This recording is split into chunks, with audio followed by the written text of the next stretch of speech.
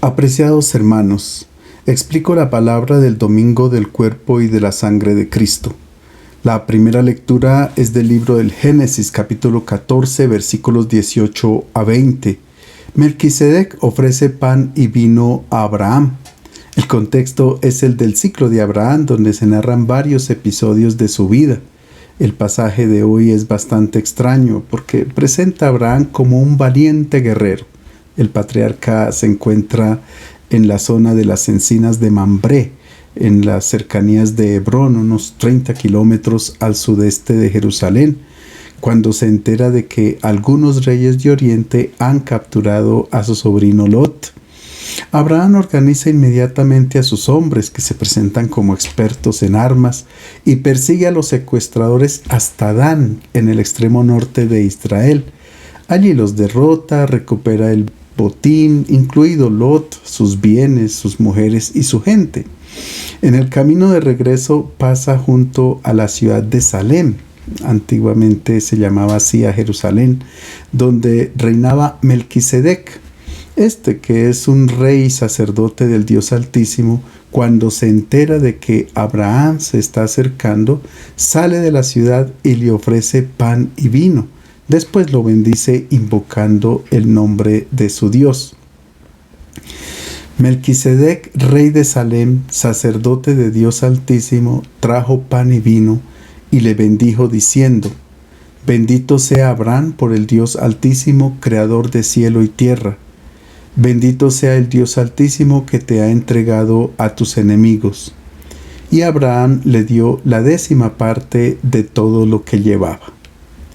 En tiempos de Abraham, Jerusalén era una ciudad habitada por un pueblo pagano, por tanto, los israelitas no la miraban con simpatía, tampoco a su rey ni a su corte, y pagaban los impuestos de mala gana.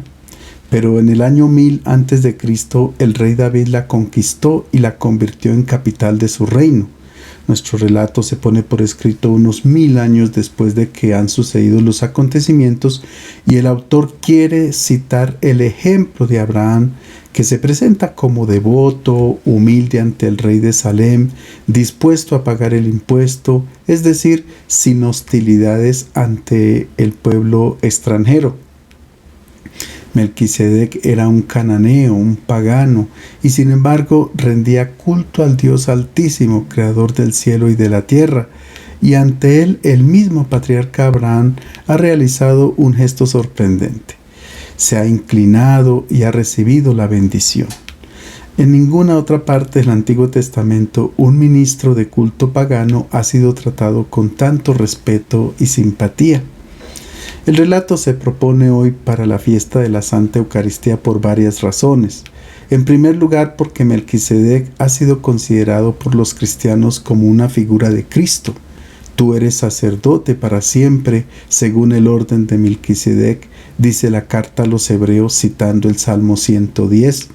Y también es figura de los sacerdotes de la nueva alianza, los cuales ofrecen sobre el altar el pan y el vino.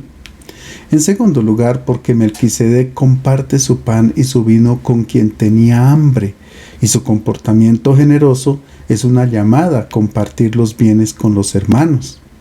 En tercer lugar, es significativo que el pan y el vino de Melquisedec sea consumado juntamente por dos pueblos, el pagano de Salem y el pueblo elegido de los hijos de Abraham, es decir, los judíos. Es como si estos dos pueblos, a pesar de estar tan distanciados uno de otro desde el punto de vista político, cultural y religioso, se hubieran dado cita alrededor de una única mesa.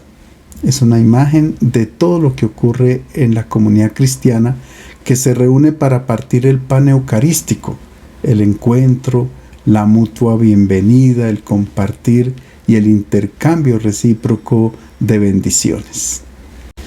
La segunda lectura es de la primera carta del apóstol Pablo a los Corintios, capítulo 11, versículos 23 a 26. Pablo transmite a los corintios el tema de la institución de la Eucaristía. En la comunidad de Corinto hay una serie de problemas. Hay libertinaje, desórdenes, envidias, borracheras y, lo que es peor, discordias entre hermanos. Han surgido grupos contrapuestos, no se ponen de acuerdo sobre asuntos de moralidad y se acepta como normal la división de clases sociales, ricos y pobres, nobles y plebeyos. Estas divisiones se manifestaban durante la celebración de la Eucaristía, lo cual provocaba escándalos. De acuerdo con la cultura de la época, los cristianos de Corinto, antes de celebrar la Cena del Señor, solían comer juntos como verdaderos hermanos. Ellos saben que para poder compartir el pan eucarístico, antes hay necesidad de compartir el pan material. Por otra parte, la Cena del Señor no se celebraba en iglesias, como es costumbre entre nosotros, sino en casas privadas que los miembros más pudientes de la comunidad ponían a disposición. Pero cuando esta comida se celebraba, había una serie de irregularidades que Pablo condena. El grupo de los ricos, los amos, los nobles, que no trabajan, se citan un poco más temprano, después del mediodía, en la residencia de uno de ellos, se pasean por el jardín, se acomodan sobre los divanes y comienzan a disfrutar de banquetes, las mejores comidas y los mejores vinos. Al caer de la tarde comienzan a llegar los hermanos de fe, muy cansados de trabajar. Son los que pertenecen a las clases más humildes, campesinos, jornaleros, cargadores del puerto de Corinto, etc. Cuando ellos llegan, comen de lo que queda y vinos baratos. Los ricos les hacen burlas y bromas poco respetuosas. Y luego, muy tranquilamente, todos comienzan a celebrar la Eucaristía. Para mostrar lo absurdo de este comportamiento, Pablo recuerda a los corintios cómo Jesús instituyó la Eucaristía. Yo, Pablo, recibí del Señor lo que les transmití, que el Señor, la noche que era entregado, tomó pan, dando gracias lo partió y dijo: esto es mi cuerpo que se entrega por ustedes. Hagan esto en memoria mía. De la misma manera, después de cenar, tomó la copa y dijo: esta copa es la nueva alianza sellada con mi sangre. Cada vez que la beban, háganlo en memoria mía. Y así, siempre que coman este pan y beban esta copa, proclamarán la muerte del Señor hasta que vuelva. Los gestos con los que nos expresamos continuamente contienen un mensaje muy significativo y muchas veces comunican algo mucho más allá de lo que quieren indicar. Es increíble. En la celebración eucarística, con pocos gestos, se quiere resumir y significar toda la vida, la obra y la persona de Jesús. Él, durante la última cena, tomó el pan, lo partió y dijo: esto es mi cuerpo roto. Después tomó el vino y dijo: esta es mi sangre derramada. Quería decir a sus discípulos: toda mi existencia ha sido un don para los demás. No he reservado para mí ni un instante de mi vida, ni una célula de mi cuerpo, ni una gota de mi sangre. Todo lo he ofrecido, todo lo he dado. Pablo se pregunta: ¿cómo es posible que los corintios puedan repetir el gesto de la última cena, donde se expresa el don de la vida, la unión con Cristo y con los hermanos, y a la vez fomentar divisiones, malentendidos, odios, celos, chismes, cultivar discordias, opresión y perpetuar desigualdades? Una comunidad que celebre el rito de partir el pan en estas condiciones indignas come y bebe su propia condenación, como dice Pablo enseguida de nuestro texto. Es una comunidad que hace del sacramento una mentira. Tal vez nosotros muchas veces pensamos que somos indignos de participar en la Eucaristía. Sin embargo, también conviene aclarar y recordar que el pan eucarístico es un don, no un premio merecido y reservado únicamente a los buenos. Es un alimento ofrecido a los pecadores, no a los justos, porque ninguno es justo. Jesús ha querido continuar estando presente entre nosotros como alimento para ser consumido. El alimento se convierte en parte de nosotros mismos. Comiendo el cuerpo y bebiendo la sangre de Cristo, aceptamos su invitación a identificarnos con Él. Por tanto, aunque nos reconozcamos indignos, debemos continuar acercándonos al banquete eucarístico que nos recuerda nuestra condición de pecadores y nos estimula a ser lo que todavía no somos: pan partido y vino derramado para los hermanos. El Evangelio es de San Lucas, capítulo 9, versículos 10 a 17. Se trata del relato comúnmente llamado milagro de la multiplicación de los panes y de los pescados. Hay muchos modos de explicar qué es la Eucaristía. En la segunda lectura, Pablo narra su institución durante la última cena. Lucas, en cambio, toma un episodio de la vida de Jesús, el de la multiplicación de los panes, y lo relee desde una óptica eucarística, es decir, lo utiliza para hacer comprender a los cristianos de sus comunidades qué significado tiene el gesto de partir y compartir el pan que ellos repiten regularmente todas las semanas en el Día del Señor. Este relato es muy destacado en los Evangelios, se encuentra 6 veces. Marcos y Mateo lo cuentan 2 veces cada uno. El nombre que le hemos dado de multiplicación es desafortunado porque pareciera que Jesús, mediante un milagro, quisiera probar que Él es Dios que crea de la nada. No.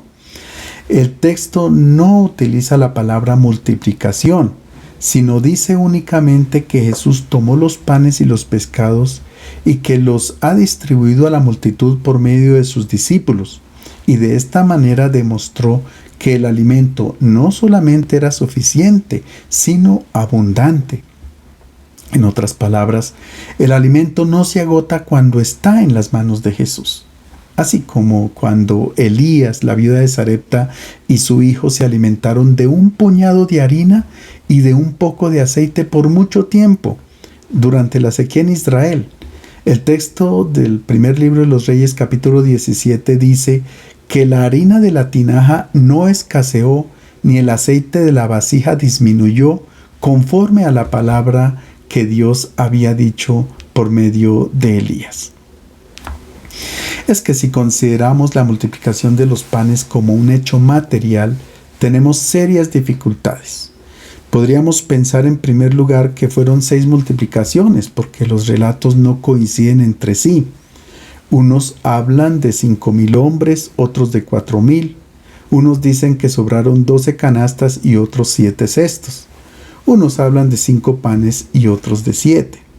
Esta diferencia en los números es porque el mismo acontecimiento se relata para 2 culturas distintas, la cultura judía y la cultura griega, y en cada una de ellas estos números tienen un significado de plenitud. Pero hay otras dificultades. Para unos el lugar es desierto, otros lo ubican alrededor del lago de Galilea, donde existen llanuras fértiles. ¿De dónde salieron las 12 cestas para las obras? ¿Acaso la gente ya las traía vacías? Por otra parte, sería muy difícil para los discípulos dividir a la multitud en grupos de 50 y distribuir la comida en la oscuridad, porque el texto dice que el día ya estaba declinando. Con este relato, el evangelista nos quiere transmitir una bella catequesis sobre la manera como se deben administrar los bienes de este mundo, de los cuales todos tenemos necesidad para vivir. Es que hasta el momento imperaba la sabiduría del hombre, la lógica del negocio, del mercado, del acaparamiento, pero ahora Jesús propone una novedad. Los bienes de este mundo se deben gestionar de tal manera que haya alimento para todos, y no solo suficiente, sino sobreabundante. Escuchemos cómo inicia el texto.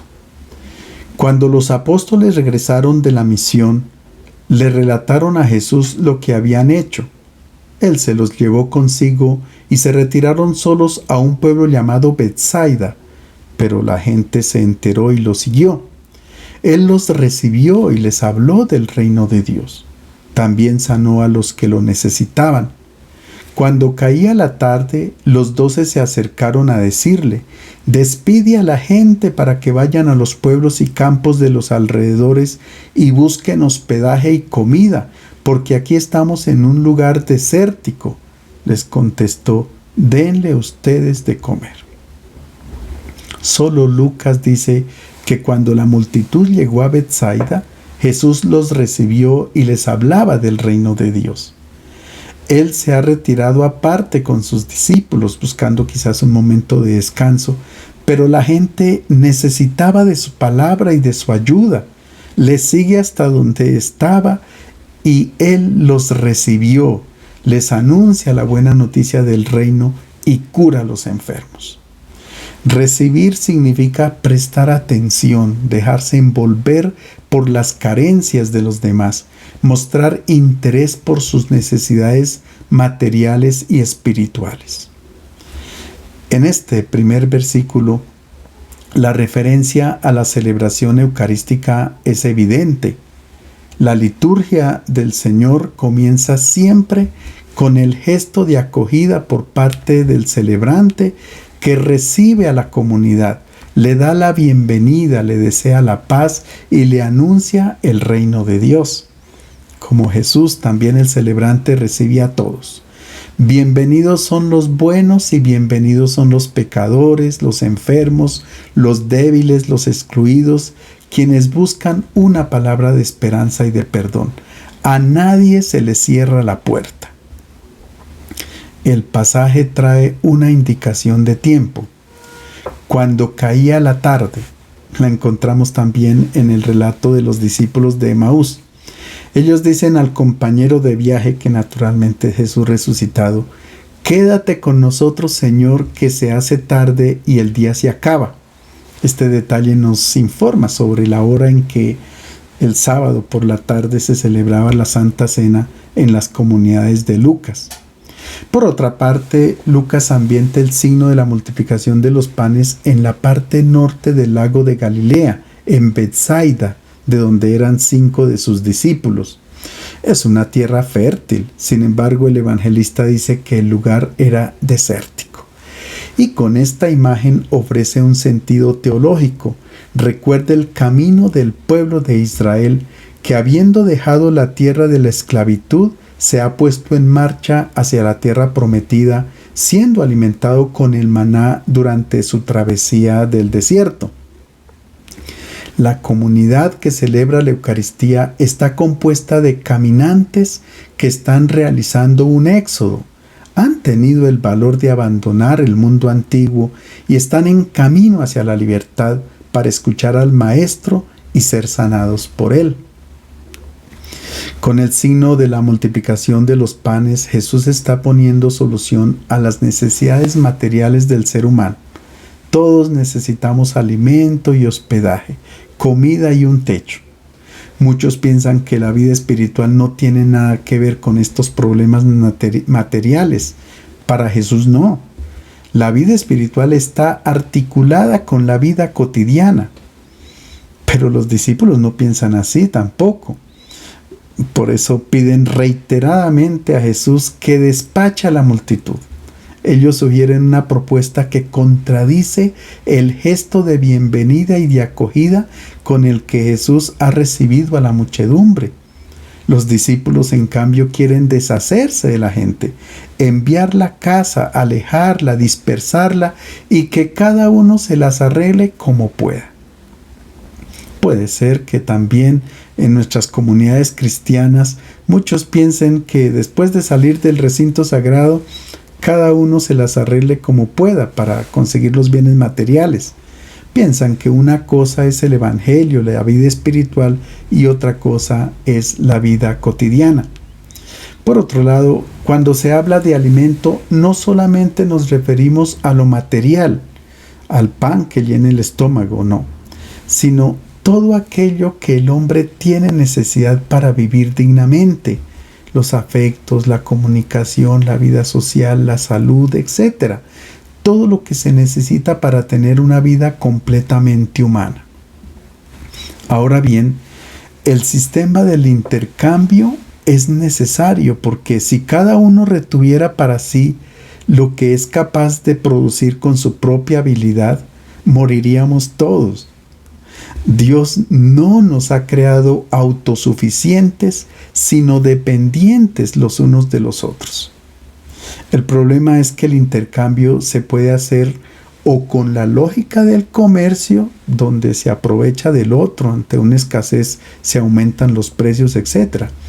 O con la lógica del servicio, cuando se está dispuesto a colaborar y a ofrecer aquello de lo cual el otro tiene necesidad. Jesús rechaza la propuesta de los discípulos de que cada uno se las arregle como pueda. Es que en esta lógica el que tiene dinero puede comprar, pero el que no tiene continúa con hambre. Quien puede caminar va hasta donde esté el alimento, pero el que está enfermo no puede ir.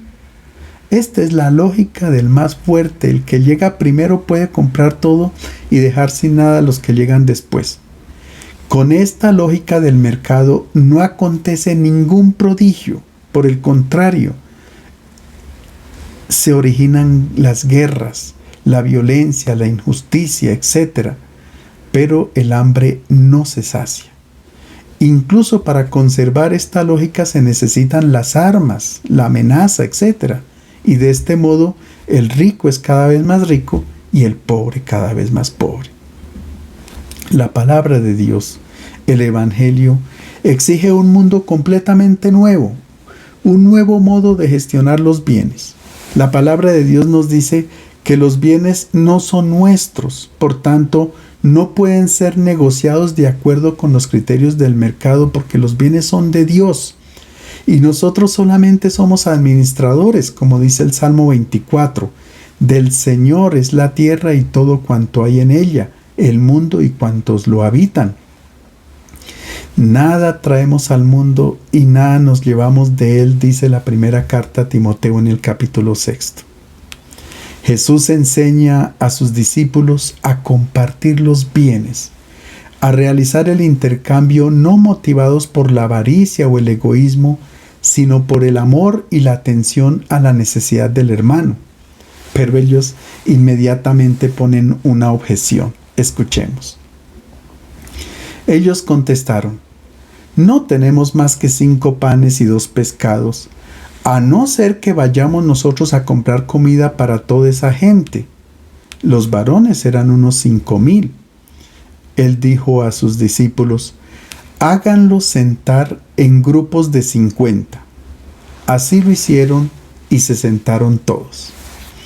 Esta objeción de los discípulos también es la nuestra, la escuchamos hoy. Es que no hay, es que es imposible que alcance la comida, simplemente porque dudamos que haya alimento para todos. Y aquí es donde comienza la competición. Realmente es una falta de fe. Es como decirle a Dios que Él no ha dispuesto de todos los bienes necesarios para el ser humano en este mundo. Y de ahí nace la tendencia al acaparamiento. Es la tentación que han tenido los israelitas con el maná en el desierto. Algunos acumulaban más del alimento cotidiano y durante la noche se les llenaba de gusanos. La solución que propone Jesús es poner en común todos los bienes, pero los discípulos se siguen rigiendo por la lógica del mercado. ¿Quieres que vayamos nosotros a comprar comida para toda esa gente? Esta es también la propuesta del asistencialismo, donde aquellos que tienen algo más dejan caer su limosna sobre quienes tienen necesidad. Pero Jesús no acepta esta propuesta porque no es la solución. Él quiere crear un mundo nuevo fundamentado en el compartir por amor. Por tanto, ahora Él manda a sus discípulos que ordenen la comunidad para tomar el alimento. En primer lugar, que los hagan reclinar. Lucas utiliza el verbo griego kataklinein, reclinarse a la mesa. Así se indicaba la posición de los hombres libres cuando participaban en un banquete solemne. Por otra parte, esta era la posición de las personas en tiempos de paz, cuando no había amenazas de guerra. Parece un poco complicado reclinar así a la gente en un campo desierto, al aire libre, donde la posición más cómoda es sentarse con las piernas cruzadas. Pero Lucas alude a la comida eucarística, donde los cristianos se sientan alrededor de la mesa en completa paz y como personas totalmente libres. Es importante notar que Jesús implica a sus discípulos en el servicio. Ellos deben considerar a los más necesitados como sus amos. Los hacen reclinar para poderles servir a la mesa. Así es un discípulo verdadero de Jesús. Cuando pide que dividan la comunidad en grupos de 50, el libro del Éxodo dice que este número significa un pueblo organizado, es decir, la distribución de los bienes que Dios ha dispuesto para la vida de todos sus hijos tiene que ser ejecutada con criterios ordenados. De lo contrario, el alimento pueda que no sea suficiente ni abundante para todos. En tiempos de Lucas, el número ideal de miembros de una comunidad era probablemente alrededor de 50.